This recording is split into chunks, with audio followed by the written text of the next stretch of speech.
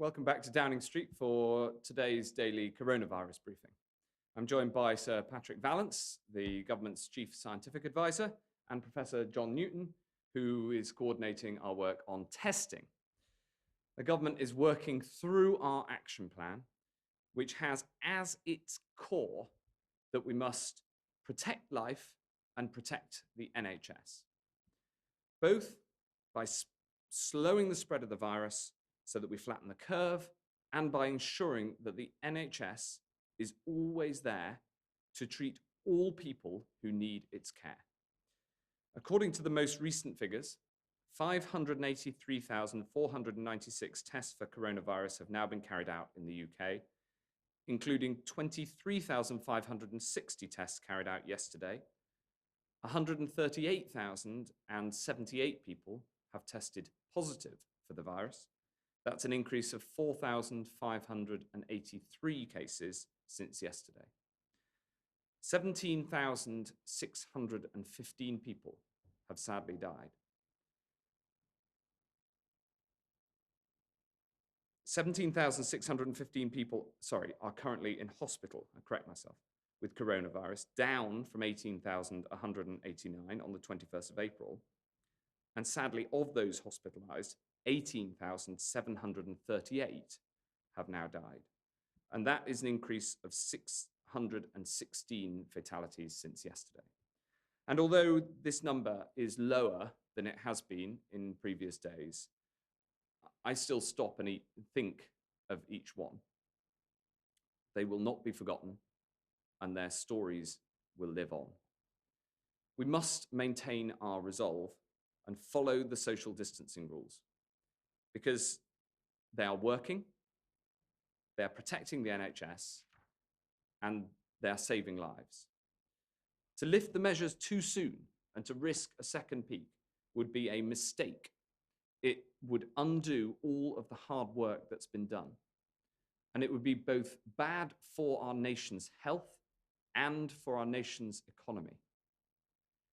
We can only start to change the measures when the NHS can continue to cope, when the operational challenges have been met, when the daily death rate falls sustainably and consistently, when the rate of infection is decreasing, and most importantly, when there's no risk of a second peak. We need to bring the incidence of new infection right down. We'll then use a rigorous program of test, track, and trace, and keep it down so we can safely release more of the restrictions.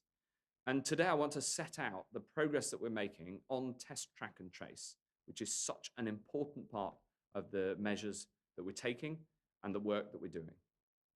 First, testing. We set the goal of 100,000 tests per day by the end of this month. I knew when we set it that this was a challenging target. Capacity is now ahead of our plans, and even overnight has increased from 40,000 to 51,000.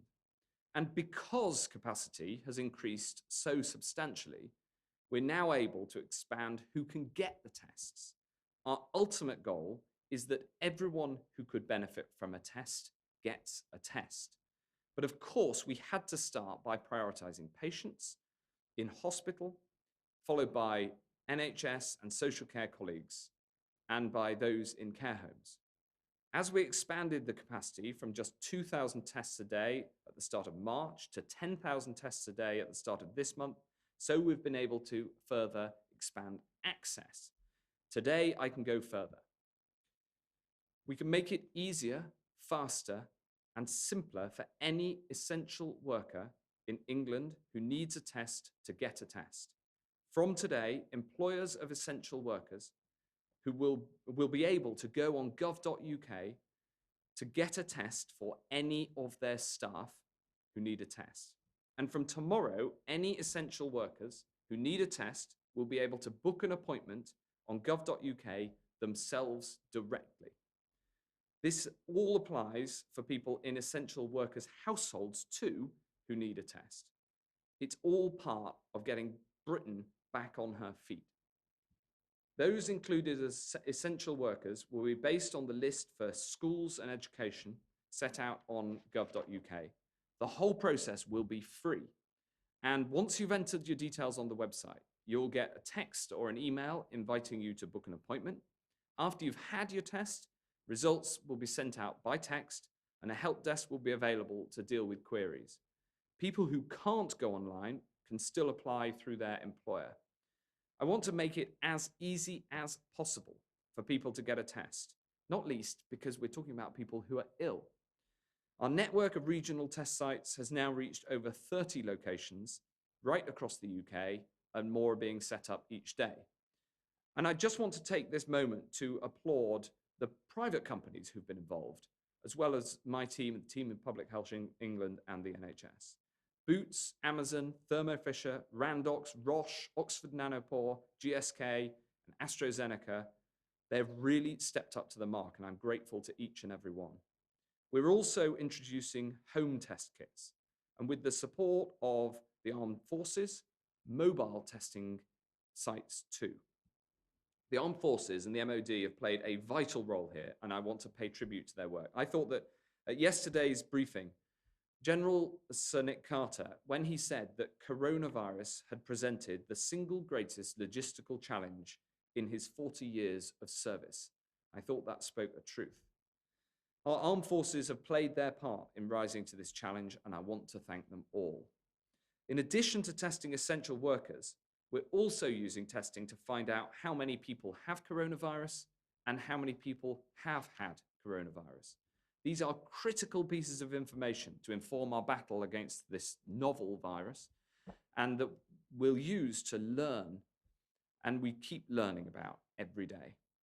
This week, we've begun one of the biggest virus infection and antibody studies that this country has ever seen.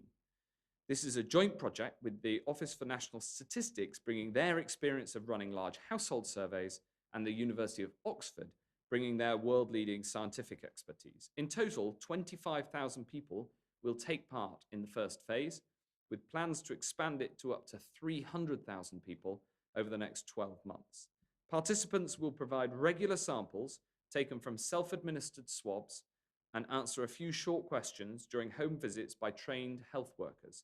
We'll use these tests to help us strengthen our scientific understanding and inform us on the big choices that we have to make about social distancing measures and how we start returning to a more normal life.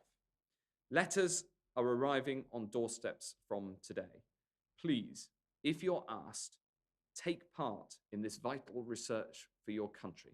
The early signs from today are that there is huge enthusiasm for those who've received letters taking part in this survey. If you get a letter, please respond to it as soon as you can, because you will be doing your bit. As we ramp up our ability to test in large numbers, and as we slow the spread of the virus, we also need to make sure we've got the ability to trace contacts just as effectively. As we look ahead, this is critical to keep the virus under control. And so we're putting the infrastructure in place now so that we can roll out contact tracing on a large scale. We're currently testing the new NHS contact tracing app.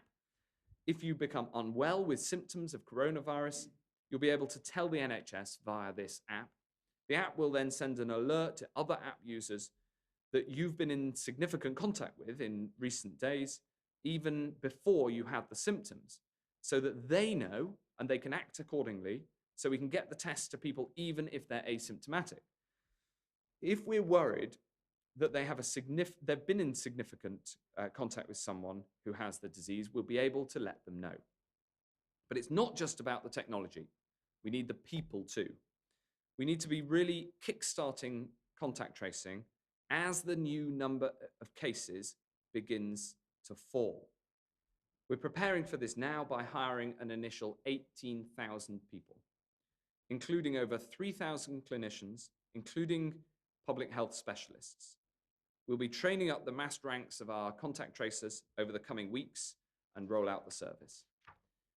This test, track, and trace will be vital to stop a second peak of the virus.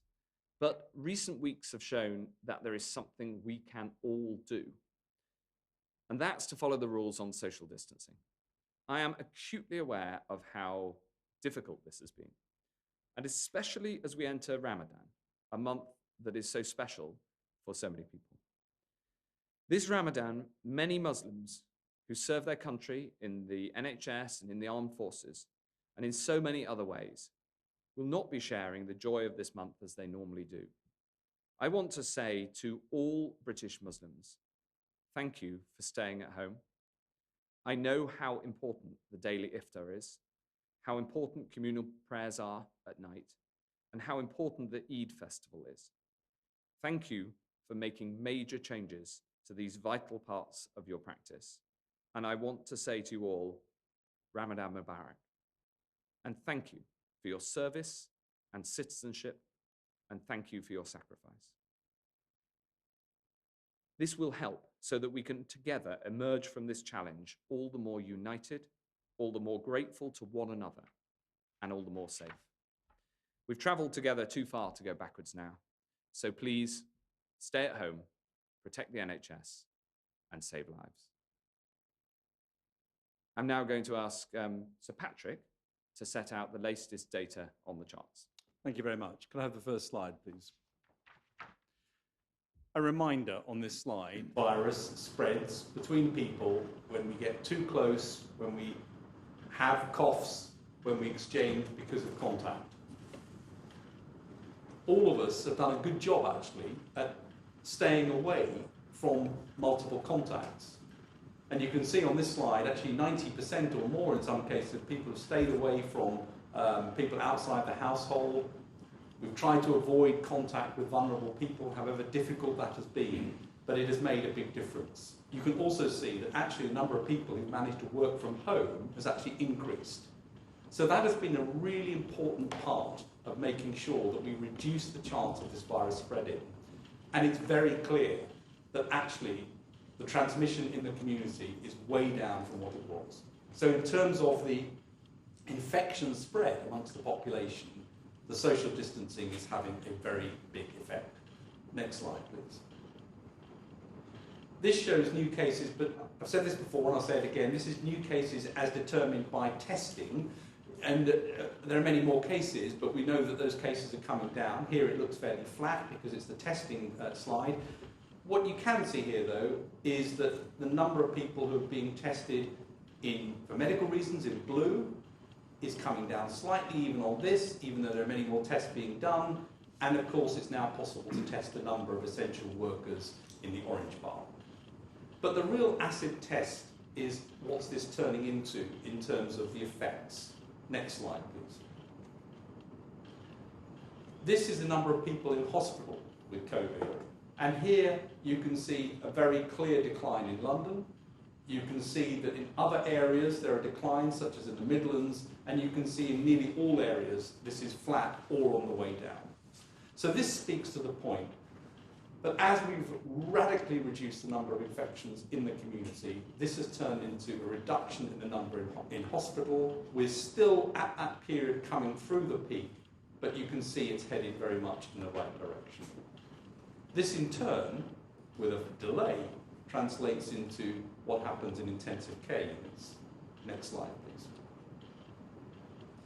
And intensive care units, you can see here the percentage of beds being occupied. You can see that the number went up, of course, reached a plateau, and is gradually decreasing. And as I've said before, you'd expect this to be a gradual decline and to take longer than the decrease in admissions. I do want to say one other thing about what's happening in hospitals, though. There is a very large clinical trial going on, trying to work out which medicines may make a difference in this disease. And one of those studies has recruited 7,000 patients, and there'll be results coming out from that in due course. I would just urge, as we enter the phase where the plateau has been reached, slight decrease we can see, we continue to make sure that we enroll patients in clinical trials so that we get the answers to the critical questions about which medicines may work. Final slide, please. Not surprisingly, we know this is a problem in terms of the severity of the disease, that although the number of patients in intensive care units is coming down slowly, the deaths remain at a plateau, coming down slightly, not coming down fast. I would expect that to continue for another couple of weeks, and we will then see a faster decline thereafter. It's crucially important, going back to the beginning, that we all keep firm with our attention to social distancing, because it's at that end that we stop the progression through hospital, intensive care unit, and ultimately, unfortunately for some people, to death. And I think it's crucial that we all do our part to keep this going, and you can see it's headed in the right direction. We must stay firm with the measures we're taking. Thanks very much. John, if you'd update us on where we are on the testing programme in a bit more detail. Thank you, Secretary of State. I want to use this opportunity to talk about the why and the what of our national testing programme. Why do we need it, and what are we doing to make sure everyone who would benefit from a test can get one? I should first explain, when we talk about testing, we're talking about two different types of test. The first type is a swab test for the presence of the virus. The second type is a blood test to show who has previously had the virus. Swab testing is currently our main focus because relatively few people have had the virus at this point in the pandemic. Swab tests can tell us what treatment the patient should receive when they come into hospital, who needs to be isolated in any care service, and which key workers who are currently self-isolating can safely return to work. And some 2/3 of those that we've been testing have returned to work, which is very gratifying, and we've seen some reductions in the NHS sickness absence results as a result. In hospitals or care homes where social distancing is more difficult to achieve, testing is vital to help control outbreaks of infection where they occur. And finally, swab tests can help us understand the spread of the disease across the population through carefully designed surveys of the type that Secretary of State just described, the one led by the Office for National Statistics and Oxford University. Now, although a positive swab test is very reliable, I want to stress that a negative result does not absolutely guarantee that you're free of the virus. It is, however, a very good guide for whether it's safe to return to work. Blood testing, by contrast, can tell us who has previously had the infection, again improving our understanding of the spread of the virus when used in surveys. And in individuals, it may also be able to tell us about the risks of future infection, which of course is so important. Now, if you have had the virus, you may have acquired some degree of immunity. I stress may because the science on immunity is still uncertain. And in any case, it also takes some time for that immunity to build up and for the test to be positive. Our 5-pillar national testing programme is designed to ensure that everyone who needs a test can have one. To make that happen, we're doing two things: increasing capacity for testing and increasing access. May I have the first slide, please, on testing? Here we can see that, as Secretary of State said, we've now performed more than 500,000 tests in the UK, which is, and that's been steadily increasing over time. If I could have the second slide, please. This slide shows the increase in the capacity to undertake tests. And we're talking here about the swab tests. And compared to the start of the month, you can see that we have increased substantially so that we can now do more than 51,000 tests a day. And the shape of the curve is exponential. You can see that it's rapidly increasing at this point, which is what we expected. Now, we've done this by securing supplies of kits and consumables from some of the leading manufacturers that Secretary of State mentioned, and now these are the very best of their kind available in the world. We've also introduced new tests, new types of tests. So at least, for example, at least 2 NHS labs are now using a test that has no RNA extraction stage, which means no need for the chemical reagents, which are in such high demand around the world. And we've also developed technology within the NHS to direct capacity to where it's needed most, and that's made a huge difference. In addition, we have the 3 new Lighthouse labs, which are all now on stream. These are the ones in Milton Keynes, in Manchester, and in Glasgow. Each of these labs will be able to process tens of thousands of tests per day.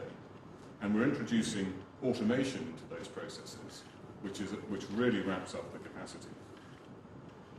We've also entered into partnerships with leading labs in industry and academia. in addition to these other labs I've mentioned already. And this will help increase volume still further. So, we are currently on track to reach 100,000 tests per day as planned. In fact, we're somewhat ahead of where we thought we'd be at this stage. Now, a huge amount of work has gone into this across the board, and I want to take this opportunity to thank everyone involved.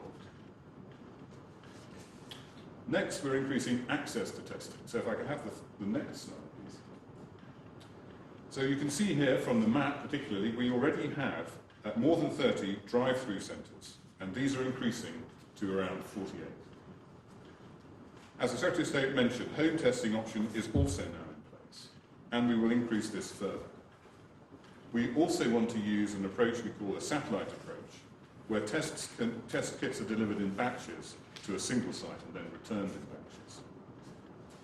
And then finally, as you've heard, we are also currently working with the Army on a new pop-up mobile testing option, which was developed for us by the Army and is really working very well. So we're going to have 48 of these pop-up facilities which can travel around the country to where they're needed most, for example, in care homes. Now, a key development that will transform access is this new the web portals for employers and for essential workers to refer themselves for a test.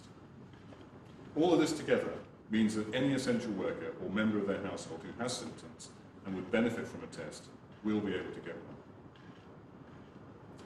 At the same time, we are developing new and better blood tests. Now, these could be used to help people assess their individual risk, although, as I've said, the science on this is incomplete. And the existing tests on the market do not work well enough for individual advice. In fact, no country in the world is using them for that purpose. The existing tests can, however, be used with care in surveys to understand the spread of the virus. So just like our national effort on vaccines, the UK's top scientists are working with industry and the NHS to develop better blood tests. We've made good progress and several candidate tests are now being evaluated. Once we've identified the accurate tests, they can be provided in labs in large quantities relatively easily, much more easy to scale up than the swab tests. And finally, a public-private consortium, the UK Rapid Test Consortium, is working on a method of getting antibody tests to people at home. So, of course, all this testing capacity is needed now, but not just now, also for the future, to support the government's strategy as we move to the next stage of the response to the pandemic. In the coming weeks and months, as you've heard from Secretary of State, we will need testing to keep the virus under control with a test, track and trace programme. We will also need, as I mentioned, intensive testing in settings like hospitals and care homes, including of people who may not have symptoms, to prevent spread, protect staff and save lives.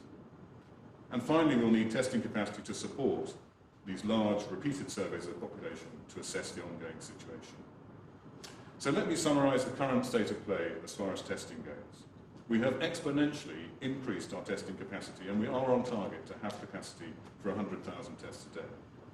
We're opening up access so that all essential workers and members of their household who have symptoms and could benefit from a test can get one. At the same time, as we've heard from Sir Patrick, the success of social distancing has almost certainly reduced the number of people who would benefit from a test at this stage of the pandemic. Perhaps most important, though, is that as we move to the next phase of the response to the pandemic, I can say with confidence that we will have the testing capability that we need. Thank you. Thanks very much, John. Now we'll open up to questions. The first question, Laura Koonsberg of the BBC. Thank you very much, Secretary of State. There is broad public support for the lockdown, but the Scottish First Minister, the opposition, and some of your own MPs think we should be more transparent about what might come next. Are they all wrong? Because the 5 tests you've set out are all about when it might be time, but not about how we might move on into that next phase. And if I could ask Sir Patrick, what do you think the gap between the peaks in terms of time could be in different parts of the country? Thanks. Thanks, Laura. Well, I understand the thirst for knowledge, but the tests that we've set out, which are the basis from which others, for instance, the Scottish Government, have then develop their plans. Those tests are the critical tests for when changes can be made. And of course, monitoring what's happening and making sure that we move at the right time is absolutely critical. But the message remains to your viewers and to everybody across the country, the message remains the same, that people need to stay at home to protect the NHS and save lives. And the reason that we have clarity on that message is that it has succeeded in bringing down and flattening the curve, but we are not through that yet. And there's an awful lot of work that still needs to be done, and we're absolutely determined to avoid a second peak. So we've set out, precisely as you say, the 5 tests for when we should move. We haven't met them yet, and therefore we must keep the social distancing measures in place. It's worth remembering that what we've done is really suppress the numbers. So this isn't a natural peak, this is a suppressed peak. And I think London is ahead of the rest of the country, maybe by a couple of weeks, but there's quite a lot of synchrony right across the country, actually. It's not massively different. So I can't be absolutely sure about this, but I think 2 or 3 weeks is the sort of order where you might expect to see some differences across the country. Thanks very much. Robert Peston, ITV. Thanks, Robert. Hello. Good afternoon. Couple of quick ones. First of all, if you look at the ICNARC intensive care surveys, it does seem that people who are overweight are more at risk of becoming acutely ill. But being overweight is not something that on the whole you talk about as a risk factor. Is being overweight a risk factor? And secondly, just to Sir Patrick, it wasn't that long ago, Sir Patrick, that you said 20,000 deaths would be a good result. It's very clear there are going to be more than 20,000 deaths. This is not a blame thing, but what have you learned about this virus and how it's behaving that explains why it's going to be considerably more than 20,000 deaths? And do you have a sense of, in this phase, how many deaths we're likely to see? Thanks, Robert. I'll ask John to answer the first and Patrick to answer the second. Yes, thank you, Secretary of State. Well, yes, Robert, so the data you mentioned showed a number of differences between the characteristics of people receiving care for coronavirus and the general population. In fact, Secretary of State has asked Public Health England to undertake a detailed piece of research to look into this, working with academic colleagues. So we're certainly looking at the relationship between obesity and outcomes, but also a number of other factors such as ethnicity, age and gender even are all important factors. So there's quite a lot of work to do. There are some, in the data that we have, there are some techniques to try and assess by linkage and so on how important these differences are. So there's a certain amount of statistical work to do, but it should be possible to get an answer to some of those questions reasonably soon. Thanks so much. Patrick? In a way, your first question, to some extent, answers the second one. There's a lot we don't know about this virus. I mean, it's odd that you see this obesity signal. It's odd that it's got such a gender difference. There are lots of things about this new virus that we don't understand. There are lots of things that are being learned quite fast. There are lots of things that we need to understand about the immunity to it. In terms of the numbers of deaths, I think it's difficult to speculate exactly what that will look like at the end of this. It's very clear that there have been large numbers right the way across the world. And I think the key statistic that we need to look at going forward is the overall excess deaths, which encompasses direct and indirect, as the CMO has laid out repeatedly. So I'm not going to try and put a number on that. Clearly, every death is absolutely regrettable and affects many people, and our job is to try to make sure we suppress this as far as we can and keep those numbers down. Thanks very much. Beth Rigby at Sky. Thank you, Secretary of State. Mr. Hancock, first a question for you. Does a proper scaled-up testing and tracing system have to be up and running before you're even countenance easing the lockdown? And if so, can you get that ready by May the 7th?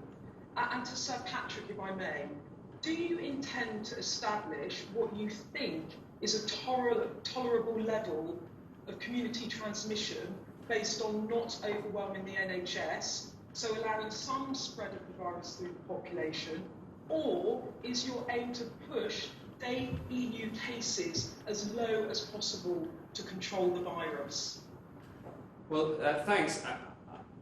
Both of those questions are ultimately for politicians, because they are the big judgments. I'll ask Patrick to comment on the science of the matter, but ultimately the judgments are made by the cabinet on the advice of the scientists. On the first, there is no automatic link between the two. There is no automatic link between the scale of test, track and trace and any changes to the social distancing measures. So I wouldn't put a deadline on it in the way that you did. What I would say is that test, track and trace done effectively, can help to suppress the transmission in a way that allows you then to have lesser social distancing rules. And critically, test, track and trace works more effectively when the rate of new cases is lower. So the lower the rate of new cases, the more effectively you can keep it down using test, track and trace rather than having to use heavier social distancing measures. So the link between the two is in fact that once you have full-blown tracking and tracing with the test capacity that, as John set out, we're increasing, that allows you to hold down at the level of transmission and under lesser social distancing rules. But you've got to get it down there first for test, track and trace to be effective. And that comes to the second point, which is that our objective is to get the rate of transmission down, and that seems to have happened because instead of an exponential rise as we saw before, we now see a flattening of the curve. And then crucially, to get the level of transmission down, as in the number of new cases. So it's both about the rate of change and the level. So it appears that we have got the R figure, the rate of transmission, lower because we've flattened the curve. But we've got to see the number of cases as well come down, because then you can use test, track and trace to hold it down. So that's the way that those two things fit together, and it's all part of a piece, and both of your questions are entirely tied to each other, which is why all of this becomes a strategic question rather than purely a scientific question, but it is of course based on the science. Patrick, is that? Absolutely right. I mean, we advised on what measures needed to be put in place to keep the numbers down below NHS critical care capacity. That was absolutely crucial, and it looks like that has been achieved, and therefore that's one really important step. And we're advising now on what measures need to be in place in order to get those numbers lower, for the reasons the Secretary of State said, and what numbers are necessary in order to get down to trace and sort of test, track and trace approaches. But the decision on how far to go and which measures should be released and so on are ones for ministers. Thanks very much, Beth. Ben Kentish from LBC. Thank you, Secretary of State. Everyone agrees that the track and trace method that you've been talking about is going to be very important in the coming weeks. So I wondered if I could just ask you to give us a few specifics. How many of those 18,000 tracers are in place? When do you think you need to get to the 18,000? And how low, roughly, do case numbers need to be before track and trace can start to be in any way effective? And just the second question, if I may, on science and face masks. We were behind other countries in going into lockdown. We've been behind other countries in scaling up our testing capacity, and it seems we're behind other countries in the use of face masks. When I asked about this 2 weeks ago, for example, that there was no effective, and that advice may change. Is there a sense, though, that we are a bit slow compared to other countries in following the science, and a risk that delay might mean, given other countries have been buying face masks for their citizens for many weeks now, that there's a problem when it comes to British people having access, given international shortages, to effective protection face masks? Thanks very much. So on the first question, We're recruiting now, and we need to. We've set out in the first instance that we're recruiting 18,000, of whom 3,000 will be clinical personnel, and train up the other 15,000. That process is ongoing. And in terms of when it will be ready, it's in a matter of weeks. That will then, help, but critically it's needed when we get the level of transmission down. On the second question, we've discussed the timings many times before. I don't accept the premise of the question because we followed the science throughout this, building on that science. And the science develops as we learn more about the virus. And as for making sure that we are ready for any change in the science, many countries have been buying face masks, as have we. But the position on face masks is unchanged. We, of course, constantly, the science on that is being reviewed, and we'll consider updated scientific advice if that's what we get, as and when we need to, and also consider the sort of knock-on implications that you talk about, because it is absolutely critical that the face masks that we buy are first and foremost for people in the NHS and social care and other places where they are clearly in clinical need, and that's what we've been buying face masks for. Patrick, anything to add on that? Well, I don't think so. I mean, the evidence on face masks has always been quite variable, quite weak, quite difficult to know exactly. There's no real trials on it, and we've undertaken a review. We'll give our advice to ministers, and they'll make decisions about what to do around that. Thanks very much. Mesa Hall from The Express. Thank you, Secretary of State. Question first to Sir Patrick. In the early stages of this crisis, you told us that social distancing measures shouldn't be introduced too quickly because of the dangers of long-term public fatigue. What is your behavioural modelling telling you now about the public's willingness to continue enduring these restrictions? And is the increased road traffic and people on the streets that we've seen this week, is that a sign that some people's patience is beginning to wear out? And Secretary of State, as we prepare to applaud our NHS workers again tonight, can you tell us what progress the government has made into providing improved support for the relatives of those doctors, nurses and other medical staff who lose their lives in this emergency? Dozens of MPs have been calling for a scheme similar to that operates for bereaved armed forces families. Is this something that you would consider? Thank you very much, Mesa. I'll ask Sir Patrick to answer the first on the endurance of people's support for the lockdown measures. All I'd say is I think it's been absolutely phenomenal how the British people have responded when we've asked them to do something that is quite difficult to follow those new social distancing rules.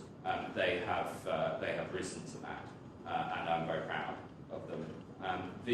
On the second point, of course, it isn't just applause for the NHS, it's clap for our carers, including social care. And I think one of the good things about this crisis is the clarity with which people who work in social care and do such important work there have seen that the country cares for and is grateful to them too. On the important question that you ask about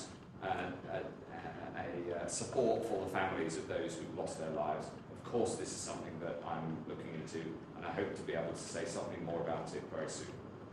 Patrick. Well, on the social distancing, we said at the outset that it's important to break transmission between households to lower the rate of transmission, and social distancing clearly is the way that you can do that, and it needs to be sustainable. And I think if you look at the evidence, the data, actually it looks like people are really doing a very, very good job on that, and it is sustaining. So I don't think there's evidence that this is tailing off, and it's important that we carry on with it for all the reasons that have been said. So I think at the moment things look very good there, and it is reducing the R. It has reduced the R dramatically, and we suspect there will be far fewer infections in the community as a result. Final thing I'd say, Mesa, is that I pay tribute to the support that the Daily Express has shown for our health and care staff throughout this crisis, with constant messages of support, which I know that my colleagues appreciate. Joe Murphy from the Evening Standard. David Spade. It's really encouraging to see that curve for London coming down. Sir Patrick said London was 2 weeks ahead of other regions. Wouldn't it make sense and perhaps save thousands of firms from going bust and hundreds of thousands of jobs from being lost if London could start coming out of lockdown 2 weeks ahead of regions who aren't so lucky at the moment? And could I just ask Professor Newton at the same time, doctors are telling us that you can't rely on certificates of cause of death to make figures on how many patients have died, how many people in the community have died of coronavirus. Doctors are not always writing COVID-19 certificates because they don't know without a test. Wouldn't it make sense to start testing every person who dies in a care home with any sort of symptom so that the figures can be more accurate?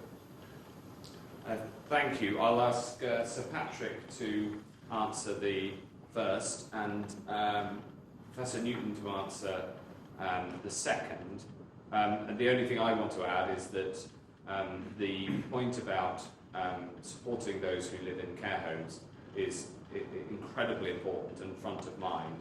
And we've already expanded the availability of testing to those in care homes, including to asymptomatic residents in care homes, and it's a very important part of the testing programme. Sir Patrick. What I said was that there's more similarities than differences, and there may be up to 2 or 3 weeks differences in some places. So it's not that London's 2 weeks ahead of everywhere. There's actually a lot of similarities across a number of areas, including big urban areas.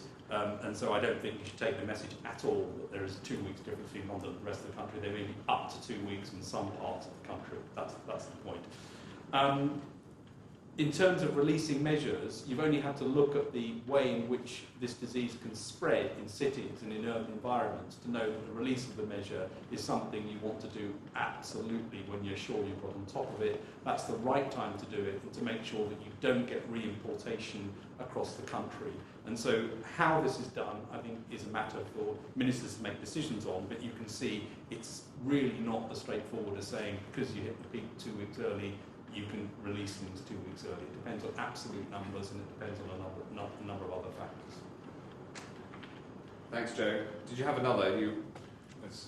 Shall I answer the question? Sorry, of course. Yes, so Joe, absolutely right. So one of the reasons for wanting to have more available testing is to get better statistics and understand the data better. But in fact, we have always been testing people, residents in care homes. So over 11,000 people have already been tested in care homes, and as Secretary of State, we're rolling out very significant capacity to test all people in care homes. But in any case, Public Health England has been looking at these data carefully, so we're able to, even if the doctor doesn't write coronavirus on the death certificate, we know by linking together the data that we have on the test with national records when the patient dies, which go through to a national register. So we're already able to pick up quite a lot that way. And so there will be some, we will have been missing a few, but perhaps not as many as your question implied. But it's very important to emphasise the fact that we need better data in care homes, and that will help us to look after people, protect them and save lives in care homes as well as in the NHS. Thanks, Joe. I've got Jodie Dockley-Cove from the Brighton Argus. Yeah, good afternoon. It was 46 days between the first case in Brighton and Hove and a nursing home in the city calling out for proper protective equipment and testing after a cluster of cases among patients and staff. What steps has the government now taken to reduce outbreaks in care homes, and have you considered limiting agency workers to 1 or 2 homes to reduce the spread between them? Secondly, many people are still coming down to Brighton Beach, flouting lockdown rules despite efforts from the local council and police. What else can be done to limit the number of people coming to destinations like Brighton on the weekend? Well, thanks very much, Jodie. There's a huge effort underway to limit the spread of this disease in care homes, and I followed the reports from the care homes in Brighton very closely, and as you say, there was a significant gap between the first positive case in Brighton and the first reported cases in care homes. what we've been able to do recently is expand the amount of testing so that anybody who has symptoms in a care home now gets tested. And as of yesterday, we've introduced the testing of people who don't have symptoms in care homes for exactly the sort of reasons that you set out, so that everybody who can benefit from a test, who is a resident in a care home, can now get a test. The amount of work that's gone on it reflects the importance of supporting people who live in care homes and trying to make sure that they are protected, not least because people who live in care homes are often amongst the most vulnerable to this disease. As for people going to the beach in Brighton, I think the police have done a good job. I've also seen reports of the police stopping people from having barbecues on the beach and making sure that people follow the social distancing rules.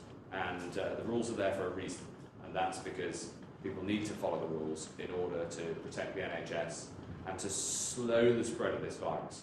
And what I'd say to people in Brighton and the rest of the country is that the measures that we're taking are working. They're supported by the vast majority of people in this country, and everyone should follow the social distancing rules, because that is how we come through this as a city and as a country. Finally, Hannah Roger from the Herald.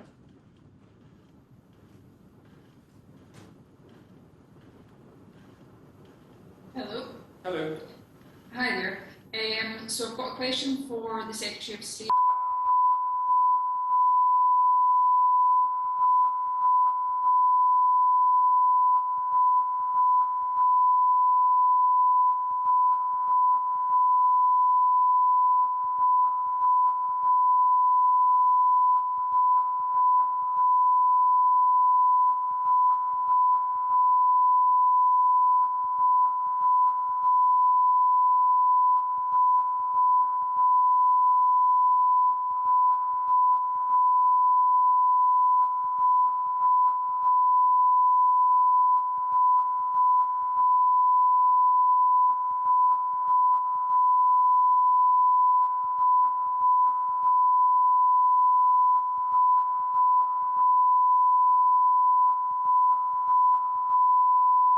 Groups of the population.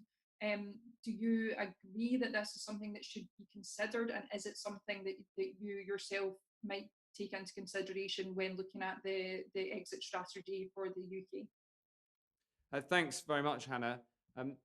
We've set out the 5 tests that are needed for us to make changes to the lockdown measures. And the Scottish Government's proposals are based on those tests. I think that having the